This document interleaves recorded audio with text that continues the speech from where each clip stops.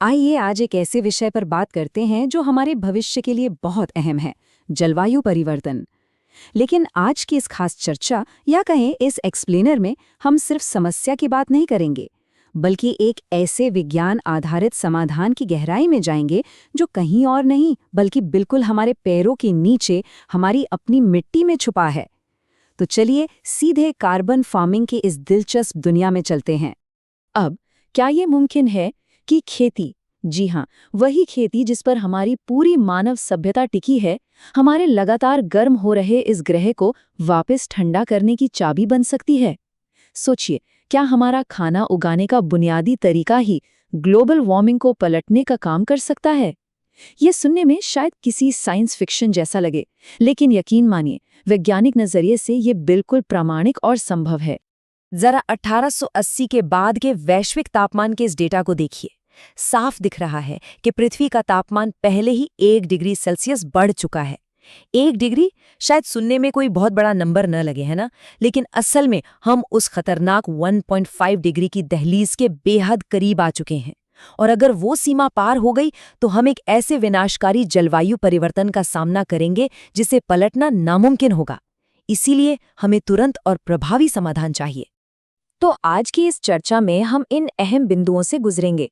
पृथ्वी का गतिशील जलवायु तंत्र, ग्रीनहाउस प्रभाव कैसे काम करता है, हमारा ग्लोबल कार्बन चक्र, कृषि का जलवायु पर प्रभाव और अंत में एक बेहतरीन समाधान के रूप में कार्बन फार्मिंग। चलिए पहले हिस्से से शुरू करते हैं। पृथ्वी का डायनामिक क्लाइमेट सिस्टम, जो असल में एक दूसरे से जुड़ा हुआ एक विशाल इंजन है। पृथ्वी का ये जलवायु तंत्र अपने आप में बेहद दिलचस्प और जटिल है। सूरज से मिलने वाले ऊर्जा, हमारे वायुमंडल की गैसें और हमारी जमीन, ये सभी लगातार आपस में गर्मी और नमी का लेन देन करते रहते हैं। इसे एक विशाल इंटरकनेक्टेड इंजन की तरह समझिए। इस इंजन की किसी भी एक पुर्जे में अगर कोई बदलाव होता है तो उसका सीधा असर पूरे के पूरे सिस्टम पर पड़ता है। और इस विशाल इंजन के मुख्य रूप से 5 हिस्से हैं। पहला है वायुमंडल, जो गैसों के जरिए हमारे तापमान को कंट्रोल करता है। दूसरा हाइड्रोस्फीयर, यानी हमारे विशाल महासागर, जो पूरी पृथ्वी पर गर्मी को बांटते हैं। फिर आता है क्रायोस्फीयर, जिसमें पृथ्वी की सारी बर्फ शामिल है। ये सूरज की किरणों को एक बड़े शीशे की तरह अंतरिक्ष में वापस रिफ्लेक्ट करती है। चौथा है लिथोस्फीयर, यानी धरती की पपड़ी और ज्वालामुखी। और आखिर में बायोस्फीयर, जिसमें हम और आप समेत सारे जीवित जीव आते हैं, जो कार्बन को सोखते हैं। ये पांचों मिलकर हमारी पृथ्वी का पूरा बैलेंस बनाते हैं। अब आते हैं दूसरे अहम हिस्से पर, ग्रीन हाउस इफेक्ट को समझना, यानी सूरज की गर्मी आखिर रुकती कैसे है। तो ये ग्रीन हाउस इफेक्ट काम कैसे करता है? सूरज की रोशनी धरती पर आती है, हमारी सतह उसे सोख लेती है और फिर उसे इंफ्रारेड रेडिएशन यानी गर्मी के रूप में वापस अंतरिक्ष की तरफ छोड़ती है। लेकिन यहीं पर ट्विस्ट है।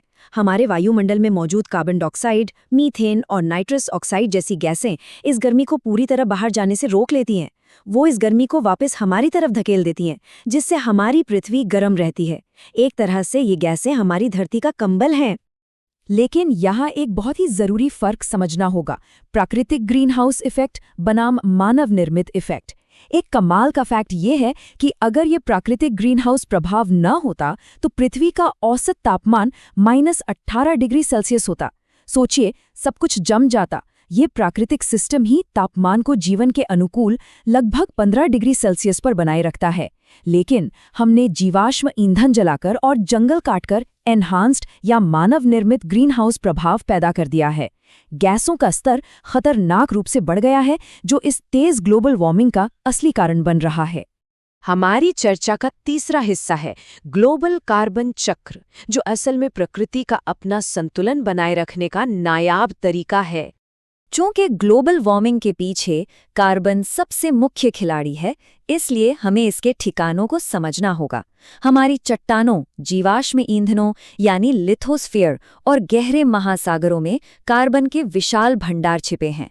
प्रकृति का अपना एक शानदार बैलेंस था, लेकिन इंसानी गतिविधियों ने, खासकर बेतहाशा जीवाश्म ईंधन जलाकर, इस प्राकृतिक बैलेंस को पूरी तरह से बिगाड़ दिया है। जो कार्बन लाखों सालों से जमीन के अंदर सुरक्षित था, उसे अब अंधाधुंध हवा में छोड़ा जा रहा है। ये कार्बन चक्र मुख्य रूप से 4 स्टेप्स में काम करता है।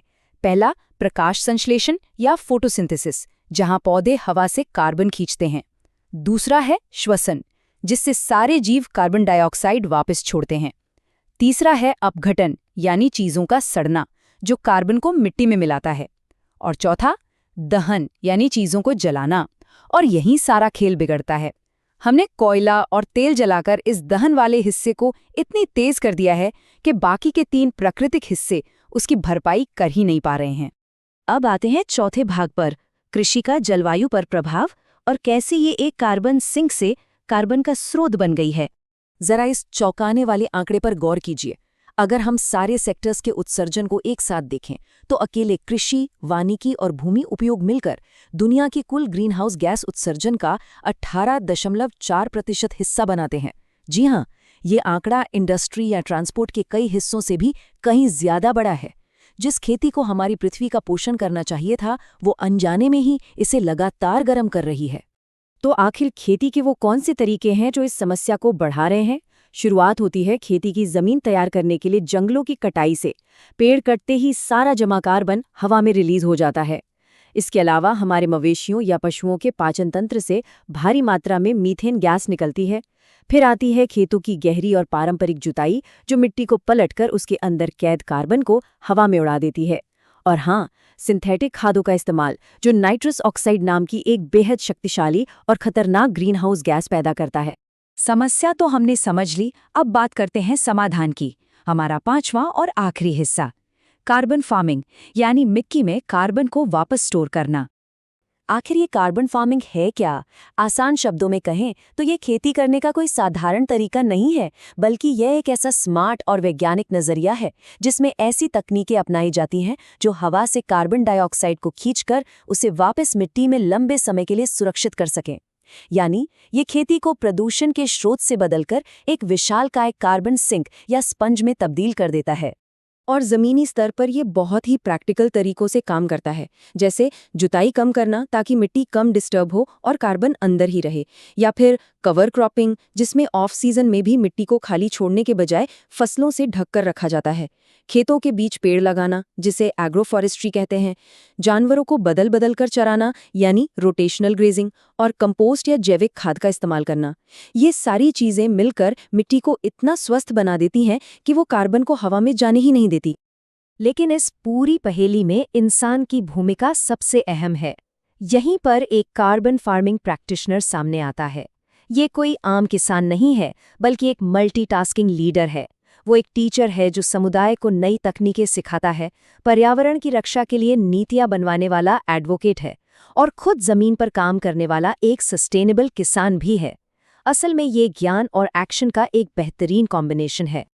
अब हम इस एक्सप्लेनेयर के अंत में आ गए हैं, तो आइए एक गहरे सवाल के साथ इसे खत्म करें। हमने देखा कि कैसे हमारी खेती के तरीके जलवायु को बिगाड़ भी सकते हैं और कार्बन फार्मिंग से उसे सुधार भी सकते हैं। तो क्या ये माना जाए कि सिर्फ अपनी मिट्टी के साथ अपने रिश्ते को बदलकर हम सचमुच इस पूरी पृथ्वी के भविष्य को नया आकार दे सकते हैं? जरा सोचिए, हमारी इतनी बड़ी समस्या का समाधान बिल्कुल हमारे पैरों के ठीक नीचे छिपा है। इस चर्चा में शामिल होने के लिए बहुत बहुत धन्यवाद। उम्मीद है ये विश्लेषण आपके लिए बेहद जानकारीपूर्ण और सोचने पर मजबूर करने वाला रहा होगा।